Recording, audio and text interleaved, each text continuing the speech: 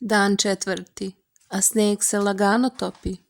Deda im priča o badnjaku, što nas greje u svakoj stopi. Badnjak se seče, to je drvo sveto, znajte.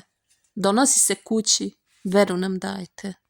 Luka i Filip bi hteli testeru uzeti, da badnjak nađu i kući ga donesu. Deda im reče, ne, to je posao za velike. Vaša je uloga da badnjak dočekate uz sretne povike. Deca razumeše, svako ima ulogu vrednu. Neko se brine o drvetu koje greje kuću lednu, dok neko uči o običajima i jede hranu mednu. Najmlađi uče kako se praznik sprema za najvažniji dan, bez ikakvih dilema.